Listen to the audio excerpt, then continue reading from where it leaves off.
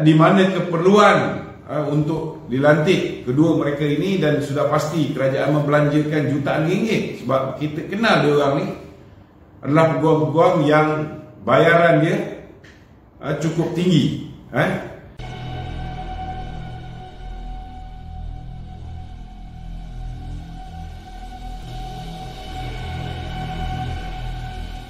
Dan adakah pelantikan-pelantikan mereka ini mengikut lunas undang-undang? Kalau kita tengok dalam kes Datin Sri Rosmah, bila diminta untuk ditunjukkan kepada mahkamah surat pelantikan Gopal Sri Ram sebagai peguam yang diangkat sebagai pendakwa raya kanan dalam kes Datin Sri Rosmah, pihak pendakwaan gagal untuk mengemukakan surat pelantikan tersebut. Sebab kes ini, tuan-tuan, pelantikan itu dibuat oleh Tommy Thomas. Tetapi bila kita bangkitkan, bila pihak peguam Datin Sri Rosmah membangkitkan tentang perkara ini, hanya surat daripada Tan Sri Idrus Harun yang merupakan bukan orang yang telah melantik Gopal Sri Ram di peringkat awal untuk menjadi pendakwa raya kanan. Jadi macam mana benda ni boleh berlaku? Jadi dalam isu badan kehakiman ni sebenarnya kita tengok ada banyak dakwaan-dakwaan yang dibuat oleh Tommy Thomas jelas menunjukkan bahawa ada usaha memilih antara dua atau lebih mahkamah yang mempunyai kuasa secara teknikal, mempunyai bidang kuasa dan tempat yang betul untuk mempertimbangkan kes-kes yang mereka ni ada kepentingan. Benda-benda macam ni sebenarnya tak sepatutnya, tuan-tuan, dikeluarkan oleh Tommy Thomas, dan ianya satu dakwaan yang cukup berat terhadap badan kehakiman. Jadi saya malam ni bukan bertajuk nak mengulas benda ni, kerana kita akan adakan satu live khusus berkaitan dengan Tommy Thomas ni, tuan-tuan. Cuma ini adalah sedikit gambaran tentang pelanggaran-pelanggaran yang telah dibuat oleh Tommy Thomas, yang mana tim kami bersama dengan peguam-peguam kami telah teliti buku Tommy Thomas ni, saudara. Terlalu banyak benda yang sebenarnya memang betul selaku peguam negara beliau dilindungi di bawah perkara 145 Perlembagaan Persekutuan. Beliau boleh lantik sesiapa yang dia suka, dia boleh dakwa sesiapa yang dia suka, dia boleh gugurkan sesiapa yang dia suka. Malah dia ada kuasa untuk mendakwa Raja-Raja Melayu dan juga Yang di-Pertuan Agong. Tetapi, tuan-tuan, kuasa yang ada pada dia tidak boleh disalahgunakan. Jadi banyak benda yang kita akan ulas satu persatu benda ni. Saya rasa 2-3 live pun tak cukup, tuan-tuan. Sebab memang panjang dalam buku dia, tebal nak mampus. Nak baca habis tu pun, saudara, 522 muka surat, saudara. Dan geng kita yang meneliti satu persatu ni pun jam. Kita terpaksa agih-agihkan tugas. Orang ni baca muka surat sekian sampai muka surat sekian, orang yang ni baca muka surat sekian. Tapi last sekali mesti diteliti oleh lawyer kita juga. Jadi ianya sudah pasti akan mengambil masa yang begitu lama. Cuma pihak kerajaan ni, mereka dah ada masa yang lebih daripada mencukupi. Pasukan petugas khas telah diberikan masa 6 bulan. Lepas 6 bulan tu dapat lagi penangguhan, dapat lagi masa tambahan diberikan oleh kerajaan. Tapi kenapa sehingga hari ini ianya tidak didedahkan kepada umum?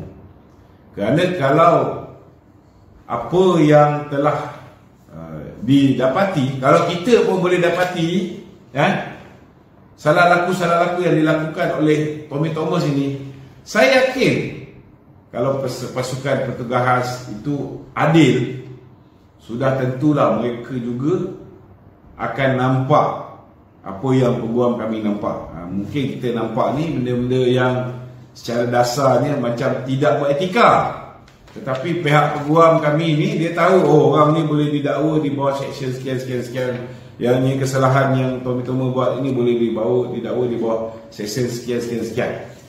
Jadi kalau misalnya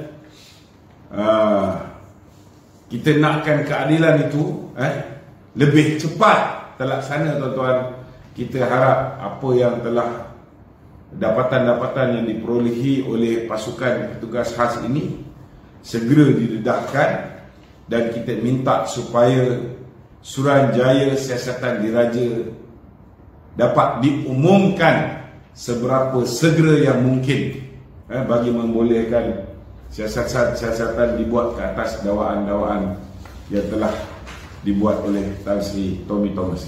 Jadi itu mukadimah saya pada malam ni. Kita balik pada soal politik. Nak cerita soal undang-undang ni panjang lebar, tuan-tuan. Okey. Untuk hari ni mesyuarat kabinet panas tu katanya dalam agenda Delhi dalam laporan agenda Delhi tu. Jadi banyak. So agenda Delhi ni masuk mesyuarat kabinet ke?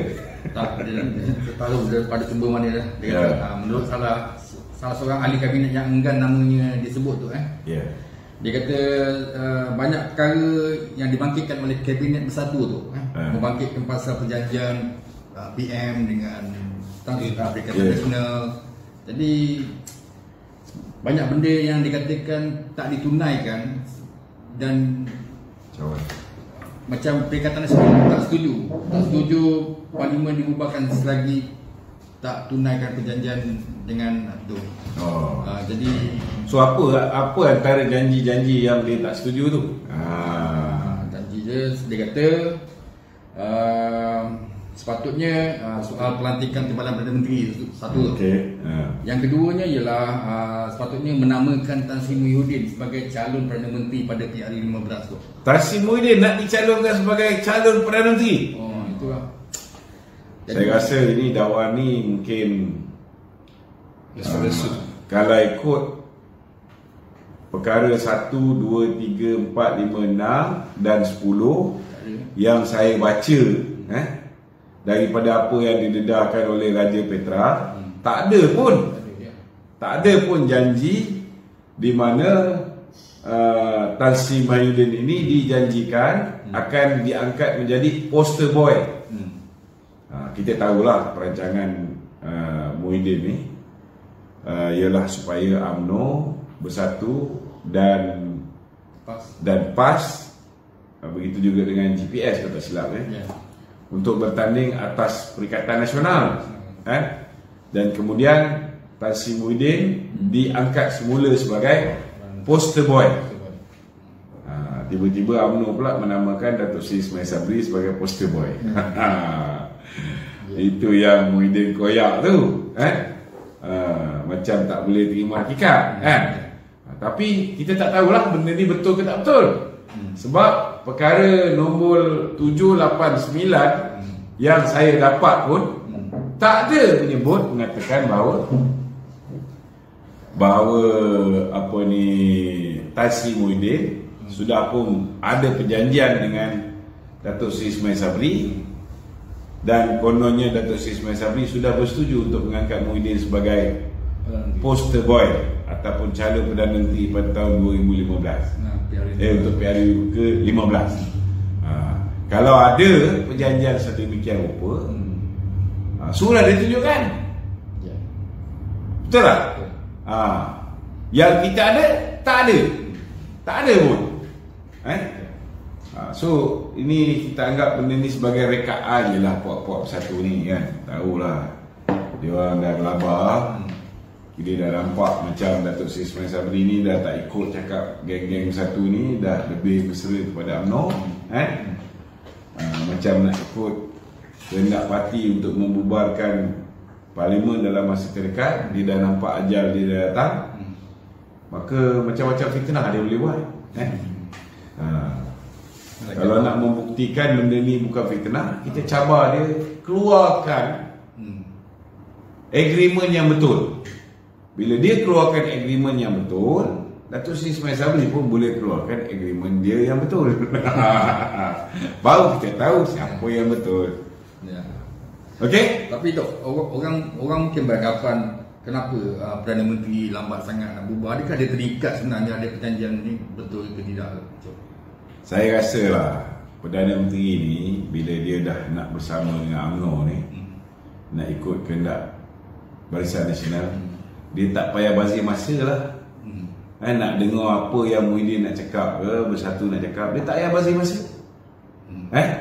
Sama jugalah ada orang tanya saya, macam mana ni Datuk Seri Ismail Sabri nak bawa benda ni dalam mesyuarat kabinet dulu, baru nak bawa pergi top 5. Sebab kebetulan ketika itu Muhyiddin mengeluarkan kenyataan. Dia kata kalau Perdana Menteri gagal urus ekonomi dan negara, lebih baik bubar parlimen. Itu yang Tok Mayang kata, kalau dia rasa apa ni nak buat pilihan raya sekarang, maka bolehlah kita bawa terus dalam mesyuarat kabinet. Itu yang sebabnya kemungkinan besar kenapa hari ini tidak dibincangkan tentang dapatan pasukan petugas khas bumbung dakwaan Tommy Thomas, dan tak dibincangkan tentang isu Pulau Batu Putih. Mungkin kita tak tahu apa yang berlaku dalam mesyuarat apa ni mesyuarat kabinet. Betul tak?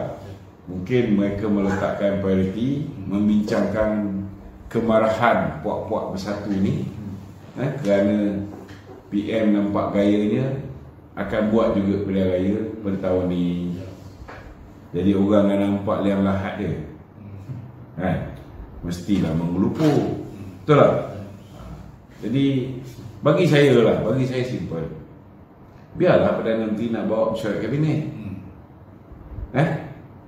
dia bawa je dalam mesyuarat kabinet. Tapi tak bererti dia akan ikut keputusan kabinet.